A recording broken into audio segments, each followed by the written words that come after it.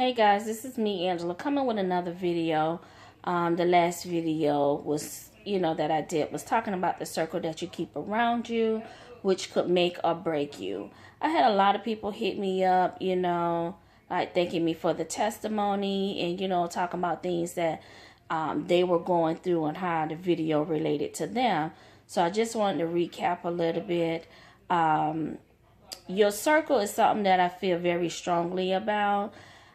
Because your circle should be people around you.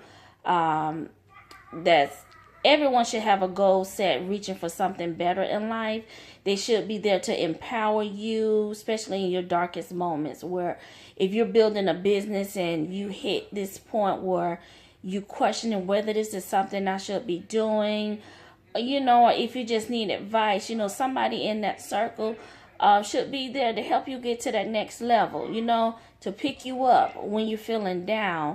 For instance, another testimony I give. On my journey, like I said, I met so many different people, as I call them, sheeps in wolf clothing. And everything that they did, it took effect. Rather, at the time, I didn't notice all the hate and resentment that I was harboring in the inside, So a lot of times you wonder why things not working out, and you're trying everything and you keep just running to, it's this circle, I like to call it. Every year, most people don't realize that you're repeating the same thing over and over and over and over. I'll say, for instance, example, the year started off, right? Income tax time come, you got a chance to get ahead. These people that's working 9 to 5, living paycheck to paycheck, you manage to get ahead. Then around about the same time every year, pay attention to the fall.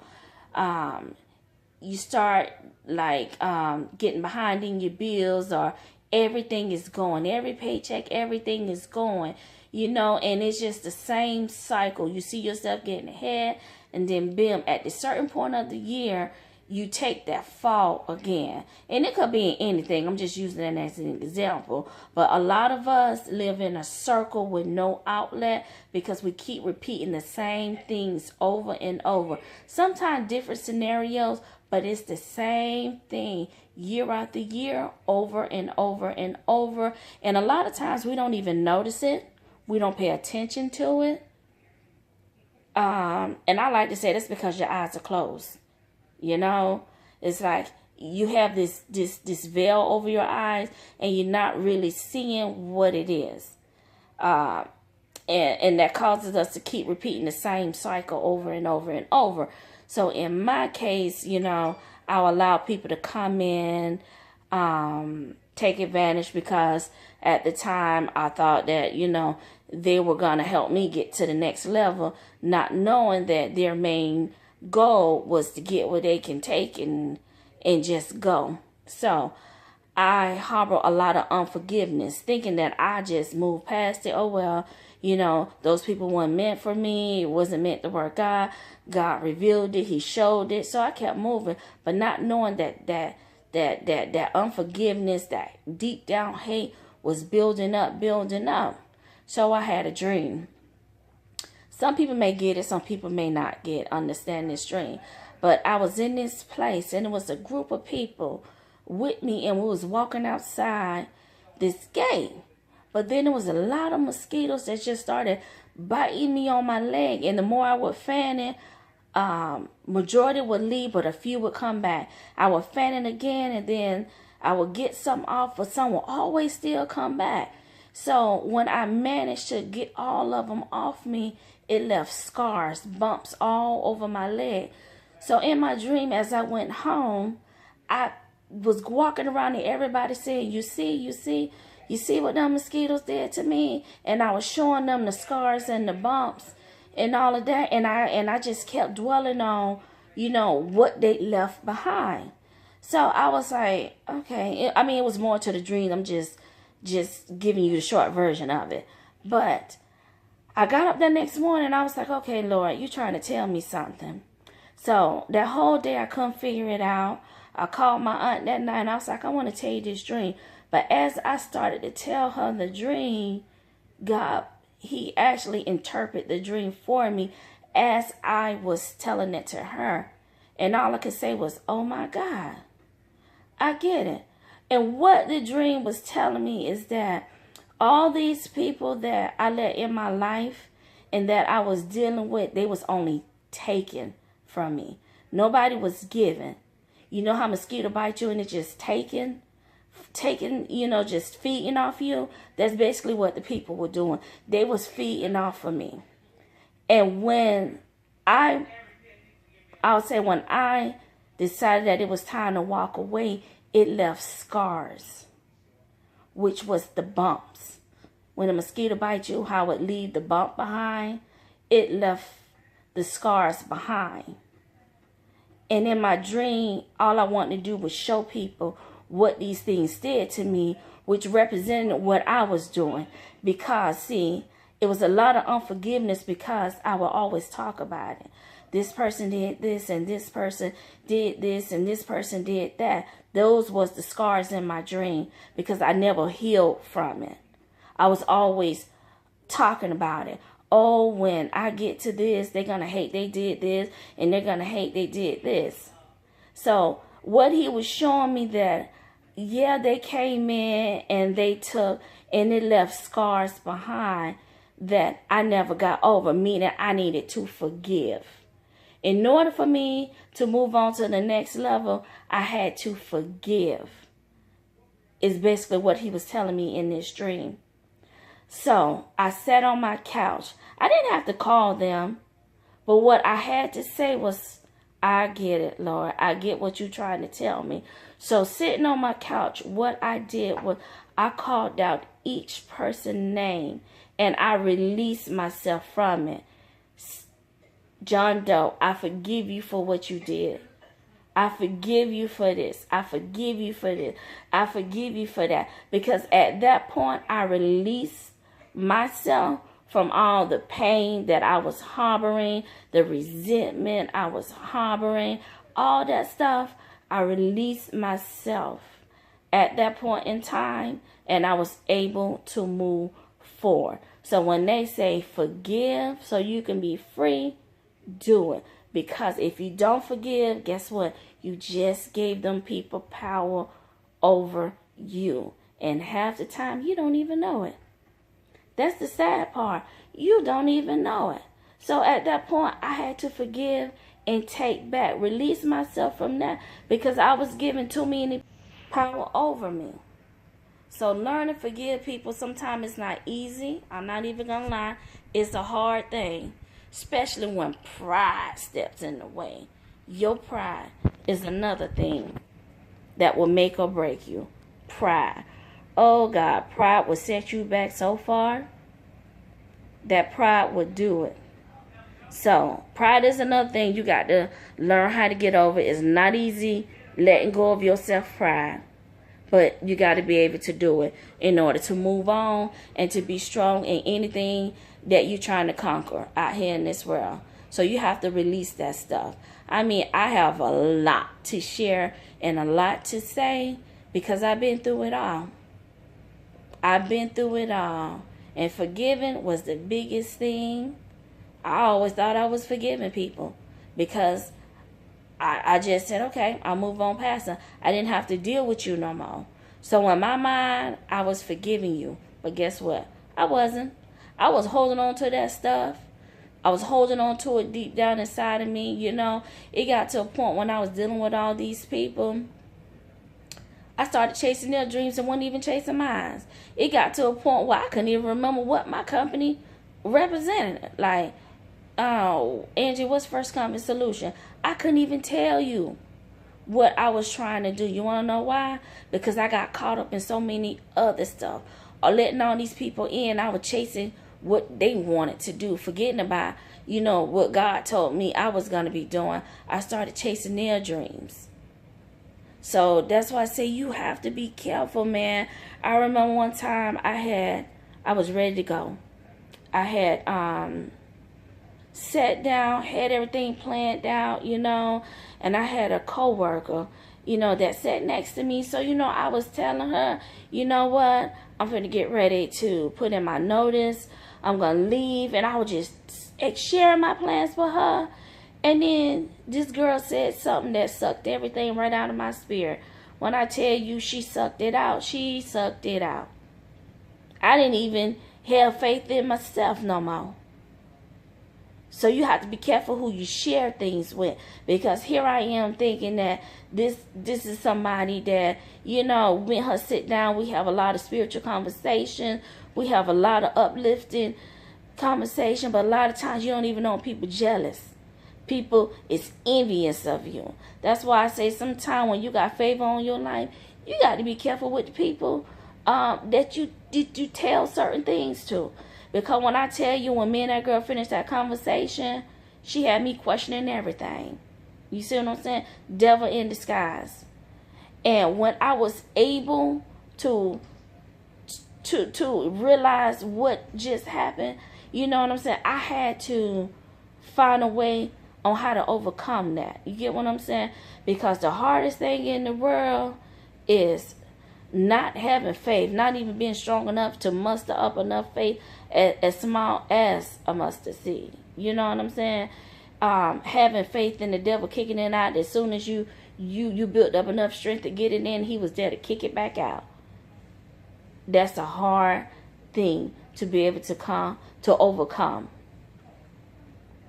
But I did get on here. I just wanted to recap a little bit on that, but I just wanted to share my progress again, some of the things that I'm doing with this company of mine's, revamping the company, I should say. I did. So the company is legalized, like I said. I had to renew everything with ALCA. So I got an email back today. There's some corrections I needed to make on the form. So I'm in the process of doing that. So if you see me looking down, just some notes, that I made of things that I need to do. One thing for me when starting out with my company, I went through some bids first to make sure that the name I wanted was not taken by nobody else. Once the name was not taken by anybody, I secured it so nobody else could have it. You can also legalize your business through the state of Florida on some bids, but I paid a company to do it for me since it was my first time doing it. So I paid them about $380 to $400, I would say. They did everything from A to Z for me. Once that was done, I did my own tax ID. And then my next step was to get it legalized with the Agency for Healthcare Administration, which is ALCA. So I did that, and now that's who I'm renewing it with now. So once that was done, I was pretty much ready to go because the business was being ran from home. At that time, I did not need an office space. But right now, it's only in Broward County, but I want to expand today in Palm Beach County, so that way I'll be able to reach out to more patients. I'm really focusing on the elderly community and adult children,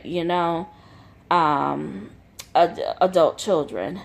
One thing for me is that I noticed that when you're starting a company like this, you definitely want to start out strong.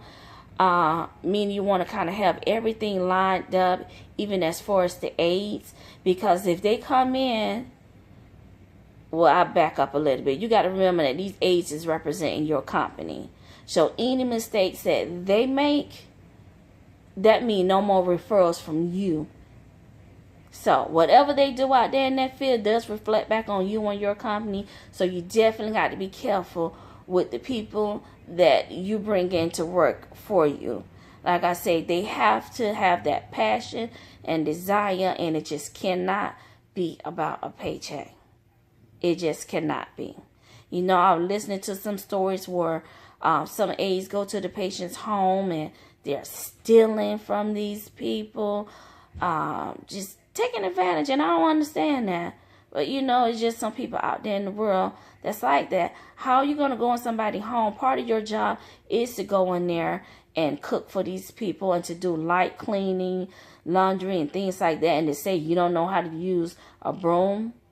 You come into this patient house early in the morning and you fix yourself a full course breakfast, but the patient not eating. You got the patient still laying in the bed in a diaper that they had on all night long. You know, that's just selfish and cruel. You know, for somebody to even have license or certifications to care for somebody, and this is the type of stuff that you do. So you have to be very, very careful of the people that you choose to work for your company. So that's one of the things for me, starting out strong. You just got to make sure that that structure is right. Making connections. That's another really, really good thing. Another really good thing, because you want to make sure you got the right connection. Hospital, doctor's office, ALFs, senior homes, you know. Just get out there, make the right connection, because your referrals, you want to build up your referral base. The more you have to offer, the more your company is going to stand out. That's why I say I'm adding in so much, you know, the pharmacy services, some other stuff I don't even want to talk about right now, that I'm actually going to be bringing into it, but it's going to really, really stand out.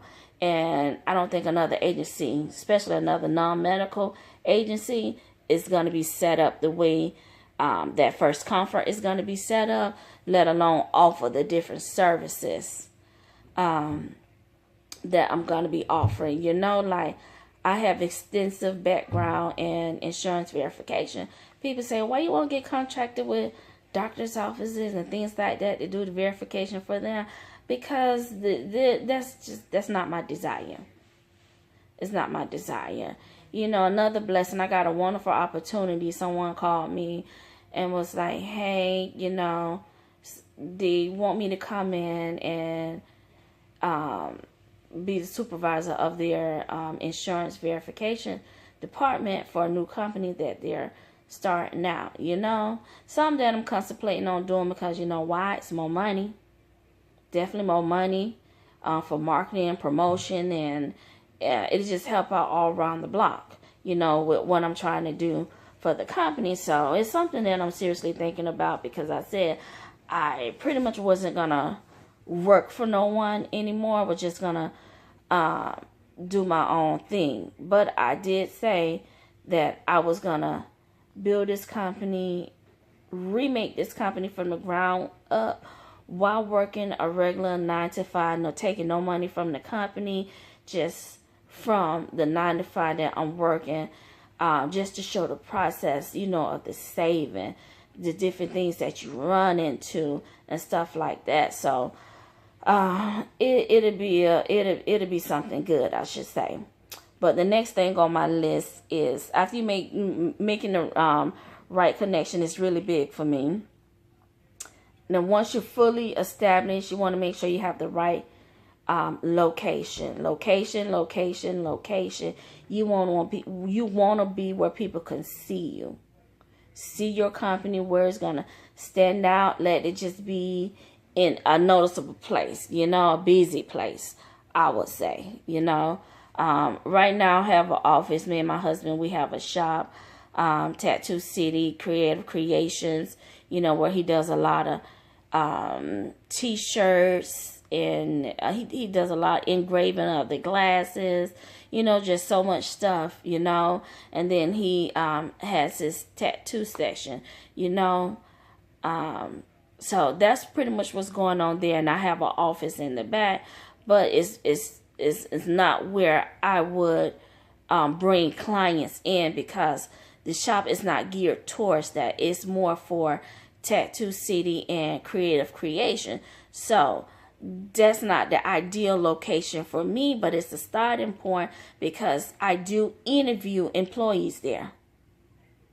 When it comes to the patients, we normally go to their homes to do a meet and greet, the intake, where we do the patient's, you know, medical history, demographics, get to know the patient, get to know the patient and the things that their medical condition and things like that, and make sure that this is something that we want to step into as a company, and that that patient family is comfortable with us as a company. The next thing they'll do is a meet and greet with the aide. I don't just send the aides in. I set up a meet and greet because I want you to know who's coming into your home to take care of your mom, your dad, your grandparent, your brother, your sister, your child. You need to feel comfortable with that person that's coming into your home. So I set that meet and greet up, follow up with another meeting for me to say, are you comfortable with this person? Is this the ideal candidate for you? You know, that you want taken care of your family. And I have never had anyone to say, no, send me someone else. You know, they're always satisfied, because so far I have been blessed to have wonderful employees, people that take what they're doing to heart. They believe in the care that they're giving for that patient. The next thing is you have to have a solid sales team, which that's something that I'm definitely going to be working on this year. I'm going back to the basics on this one. I'm going to be hiring somebody to go out, do all the marketing, make all the connections and stuff like that.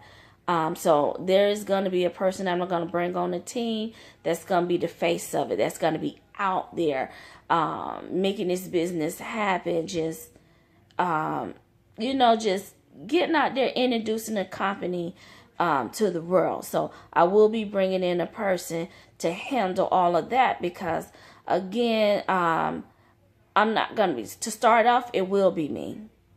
But then after that, I want to be able to bring in someone that can take over and just go with it and bring First Comfort out to its full potential. So that's another thing that I'm gonna be working on, just to bring the company out, revamp it, and I'm just going back to the basics on this one, the way that it was supposed to be. You know, when I first started out, the team was together. We were out. I mean, when I said we were out, had the shirts done, we were out. We were in the doctor's offices. We was, leaving, the company information. We was making progress. The pharmacy, I had some things set up with the pharmacy. Actually, and with the pharmacy, it was like I was getting contracted with a pharmacy, which I did, and we did all the deliveries and things like that for them. But then I wound up letting that go because financially, at that time, it wasn't really benefiting the company the way that I thought that it would. It was like I was paying out more with gas and all of this than what I was bringing in. But I'm revamping that, and we're going to bring that back to the company. It's just so much more. I have a really good friend girl of mine, and we're going to be combining on a lot of things. So it's a lot of good things coming, and I share them with you, as things start coming more together. Again, I don't want to share too much because you do have people praying on your downfall and you don't even know it. But you know what? I keep myself covered. I believe in putting on that full armor every day, because you just don't know how people are, especially when you're trying to accomplish some things. So as for me, that's pretty much what it is. Building this company up the way that it should have been done from the start. But again, I got sidetracked by chasing other people's dream, by listening to other people on what was best for First Comfort, when I knew all along that wasn't the direction I was going in. First Comfort was up and running, and we was doing something totally different other than home care. Now, don't get me wrong, you know, made a lot of money off it, but at the same time, it wasn't the reason why I started First Comfort. I got lost in the process, you know, meeting people, trying to help someone else, introducing them to the people, and they go behind your back and wind up taking what you were doing for themselves. So that's why I say you have to be careful. You know, don't start sharing your blessing before God brought it to life, you know. Don't give your blessing away before you had a chance to live it. You know, like I said, I packed everybody bags. I was trying to take everybody to the next level with me. We was ready to go. We had them bags packed and we was running full speed. We hit that wall so hard we all went flying. You get what I'm saying? We understood the struggle. But at the same time, I was running so fast. And here I go. I'm running, and I don't left God behind. I'm thinking he with me the whole time. Guess what?